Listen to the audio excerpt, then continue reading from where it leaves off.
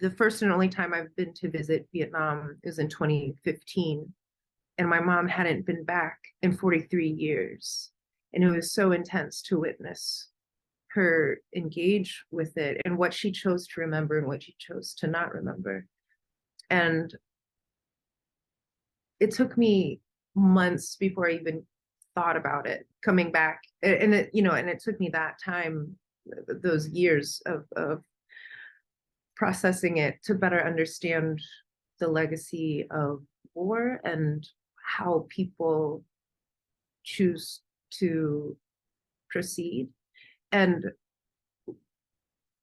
I'll say that my family, I've always been struck by how joyful everyone is and really light. My mom and her siblings, everyone who over the years have made their way to the States, but have definitely lived and survived the war. And they have this remarkable capacity to just be fully present and alive and happy, happier than I can be and lighter than I have been.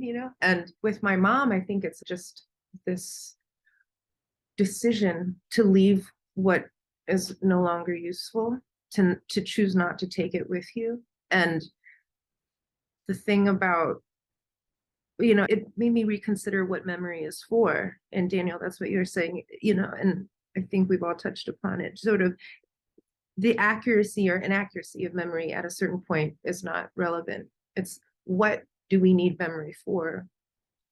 Is it a safe harbor? Is it an indictment? Is it to remind yourself never to do something again? But I really, it's useful to me to let go of the idea of maybe a fundamentally unsound documentation of time anyway, and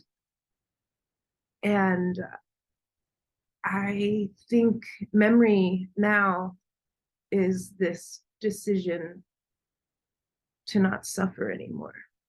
And that's what I've learned from my mom and my family, and there are lyrics that, why would I choose to remember? It's true. Like, and then you feel as someone who doesn't have that immediate connection to war, how insensitive is it, or how useful is it that I ask questions? What do I need to know from it that they don't want to remember?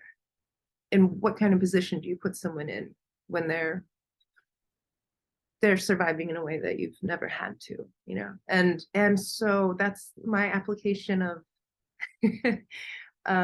of time and memory now for my own life. And as I move forward is, and as a songwriter, you're like sort of, I'm sure you guys have this too, you're kind of confronted with your catalog. And at a certain point, I realized everything captured so much pain, and it had to, but now I'm done. And moving forward, what am I trying to capture? And as a performer, what is the energy I want to create in my live shows? It's such a symbiotic relationship, which is what Daniel was just talking about. Like, writers, they don't know what they wrote because you need that reflection. And then I'm a performer. I don't know what I'm doing without an audience. If that didn't matter to me, I wouldn't tour, I wouldn't perform. So the exchange, the creation of that energy, and people pay money, and I'm there. We have, we enter into a contract and this symbiotic relationship where I feel a responsibility to make sure that whatever energy and atmosphere I create is something that I would want to be immersed in, because when they enter that space with you, they're trusting you. I want them to trust me, and I want to take you somewhere, but where is it that I want to take you? Not just pain, I want to take you beyond that because I want to go there. I'm done with just pain, And then also with time, time is so interesting to me in a more immediate sense. And people's, as a musician, there's a ton of collaboration, and when you improvise with someone, you have to have an aligned sense of time in one way, but then basically you all agree to meet at different points, but how you get there is your own business, which I think is really cool.